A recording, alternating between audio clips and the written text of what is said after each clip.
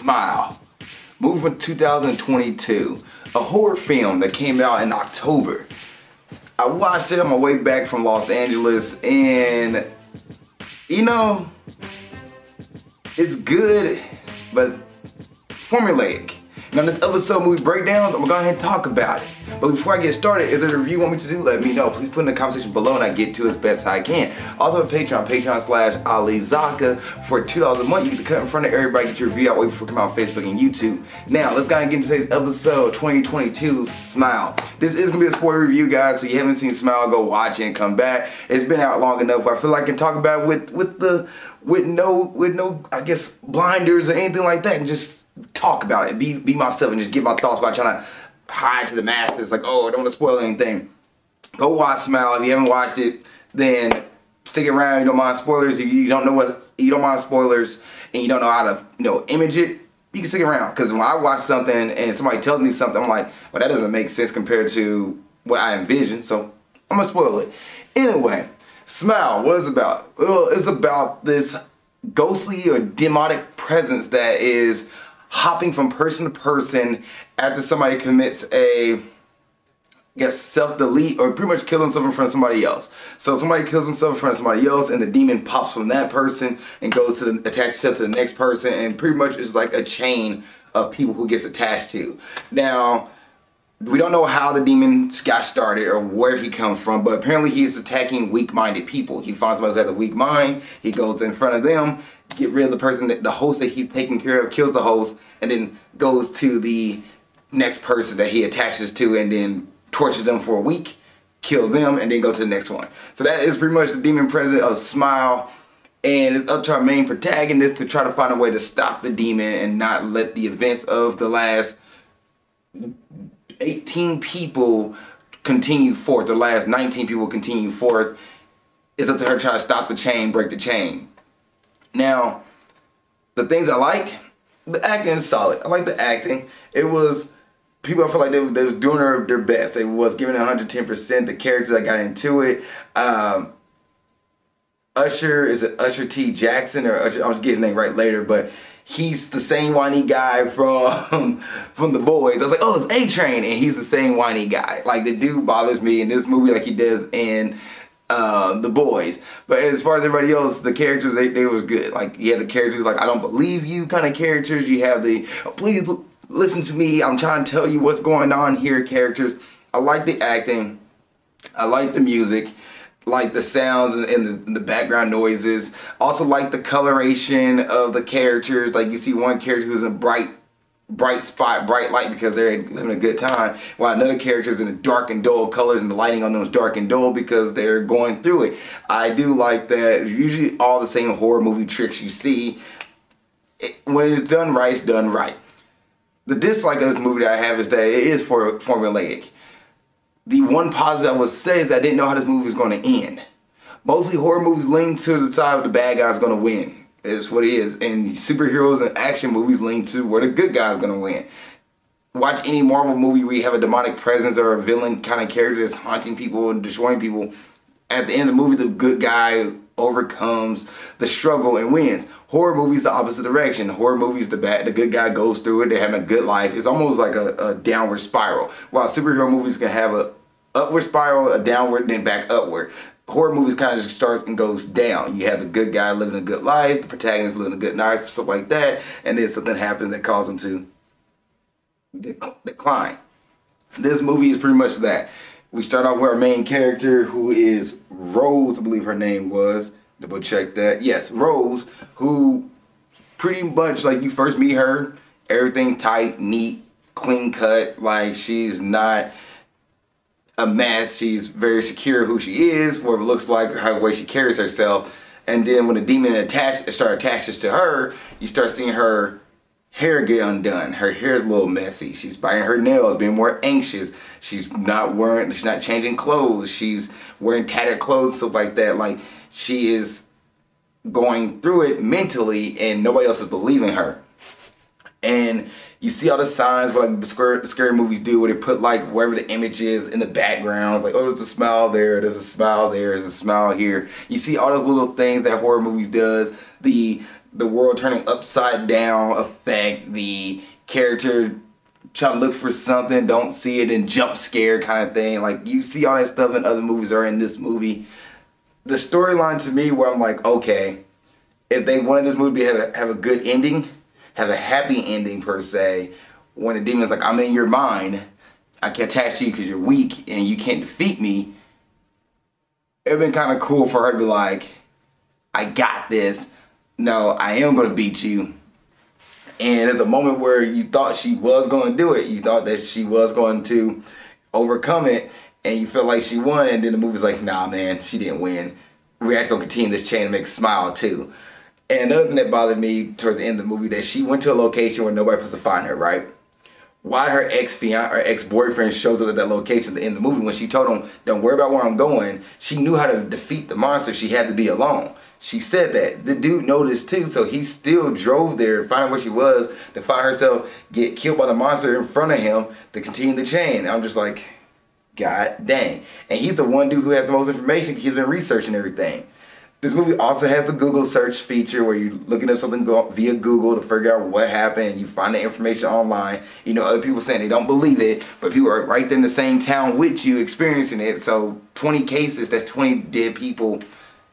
And nobody's like, oh, no, I don't believe this. I don't believe this. I don't believe this.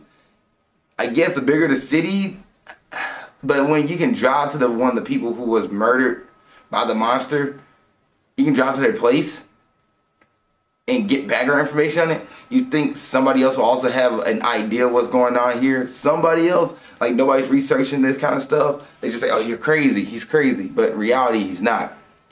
Like, 20 people. They're all crazy. Okay. So, like, I don't know, when Smile 2 comes out, if it be 30, 60, or 40, or they find a way to pick up where we left off and make sure the guy find a way to beat the monster, to me is like, okay. Nobody thought, like, we might should intervene. 10 people is enough. 20, oh no, we still don't believe this person. So, like, the ending where you have the paper trail, the Google search, and all this stuff, like you see in other horror movies, and researching the monster and all this stuff, and like, oh, this is how you try to beat it, and then you don't beat it kind of situation to set up Smile 2. It's all things you see in other horror movies. Like, you've seen in other horror movies, the tricks you've seen in other horror movies. So to me, it's formulaic. I just didn't know whether or not they're going to make the good guy win or kill the good guy because it's a horror movie. And they went option 2. That's pretty much it. But I did enjoy the movie. I did have fun. I was invested in it. I was curious to see how it's going to go down. I didn't really get tired. I did do a few times where I checked to see how much time we had left, just to see where we was at in the movie, because I really want to know, like, all right, we're going a very long time without seeing the monster, without seeing any images. She's just going through, and it's supposed to be like a few days before the monster finally kills her. So she's going through, and there's like a period of time where, like, the monster wasn't around. So I was like, did he just take a vacation? He was like, I'll be back. I'll let you swallow on this and pondering this. I'll be back. We'll see what happens. So that was one thing I was kind of curious about, like, how much time we have left to get to the climax of the movie, because he's been gone for a while. The visuals, yes, are tough. I will say that, because I was sitting on an airplane next to somebody else, and one of the scenes where she was like stabbing this dude, I was like, oh, this girl next to me doesn't think I'm crazy watching this movie. But yeah, some of the visuals in this movie are very disturbing, especially like the first death. You're like, yeesh. After that, when you start getting the CGI monsters, you're like, okay, cool, whatever.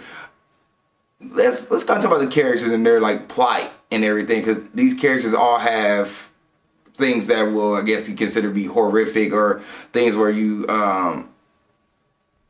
mentally horrific. So before we get into characters, though, let's talk about the cast and details, or just the director and whatnot. So Smile came out in 2022. It's rated R. It's an hour and 55 minutes long. It's directed by Parker Finn, written by Parker Finn as well. The movie had a budget of $17 million, and it grossed worldwide $217 million plus, so it got its money's back. In the cast, you have Sosie Bacon, who plays Rose. So Rose she's a psychiatrist, and she's working with trauma patients who also going through mental illness and things of that nature. So she's working with them and trying to help them out and make them, get them on a better path. The reason what triggered this event for her to help people this way because her mom committed suicide. And really it was that her mom overdosed, and Rose was sitting there when she was younger. Her mom asked for help, called somebody, and Rose apparently shut the door and was scared her mom and ran. And her mom passed away in that moment. So Rose been sitting with this for her whole life, and when the demon brings his history back up to her, Rose kind of confronts her and said, I was scared of you, it's not my fault, you shouldn't put this on a kid, kind of thing. And the demon's like, well, okay, you think you beat me, but you didn't beat me, because then you had your boyfriend, your fiance situation, ex-boyfriend situation that I can linger on, because after she defeats her mom's ghost, she goes and fights her boyfriend ghost in a sense. This is at the end of the movie, where she kind of confides like, hey, you're the only person that I can let my walls down, even though she's engaged right now. But anyway, she said, you're the only person I can let my walls down to. And he was like, okay, you can stay here. And then like, oh, you want to leave forever?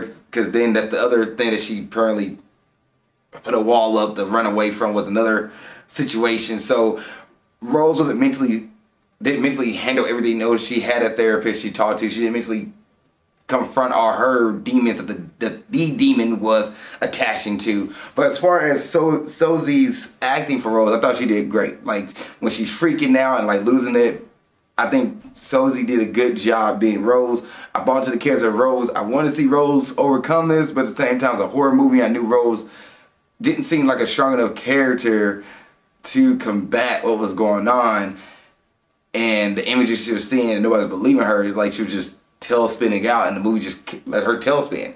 But Sozi did a good job bringing Rose to life, and you kind of feel for Rose. You like just want somebody to hold her. Really, you do. Then you have not Usher T. Jackson. I'm gonna call Usher T. Jackson, not Usher T. Jackson. Jesse T. Usher, who plays Trevor. So I'm not sure why the movie even wanted to tell you that they was engaged, but the movie made a note that like Rose was engaged to Trevor in this movie, and Trevor was like a jerk of a boyfriend. Like he wasn't there to console her. He thinks she's crazy, and at the moment of sign she's doing things, he's like, oh no, she's crazy. I can't deal with this. She got mental illnesses. And I was thinking like, why did you propose to her? How did you get this far in a relationship if you didn't trust her at this point? Like, why would you sticking around for? And she's like, because I wasn't your perfect little girl. I'm not being your perfect little girl right now. And you think it's okay, to bring in a therapist without speaking to me. She's like, I'm going to be able to confide to you. You're my, my boyfriend, my fiance. I should be able to confide to you, and I can't even do that. And I was just thinking, like, how long was they dating? How long they've been together that, like, he's known the things she's doing is not stable or seems out of the ordinary. Instead of sitting there trying to like talk to her and have her like just listen to her and be there for her, he's immediately trying to do things that attack her. And I was like, that doesn't make any sense. Like, why are you not being supportive? I don't know. To me, it was like his character was just there to be like the whiny boyfriend who didn't have her back. Just be like a dick character. That's what he felt like he was in this movie. Like he did not care about her at all. And I was just like, okay, which leads Kyle Galler character Joel to slide in to try to be like, I'm gonna get her back because she is engaged. I'm still gonna be there. This is the girl I never got over, and I'm gonna be here for her. And he was a cop for some reason, because every horror movie needs a cop, and like he was there to support her the most of the movie. And apparently she ran away from him because she couldn't let her walls. She was afraid to let her walls down and be vulnerable, which she was gonna do that towards Kyle or Joel in the movie. But Kyle as the acting and Jesse T. Usher as their acting goes, I thought they did a good job. The characters themselves, I didn't like Trevor's character, and Joel was just like, okay, he's the everyman guy that you kind of like, yeah, well, he's the good guy in this scenario. But also didn't really, pay attention. He got caught up. Kyle Penn, who plays Dr. Morgan DeSalle, he's in this movie. He's just kind of like Rose's boss, and just drops here and there to say like, hey, are you okay? Make sure he was fine.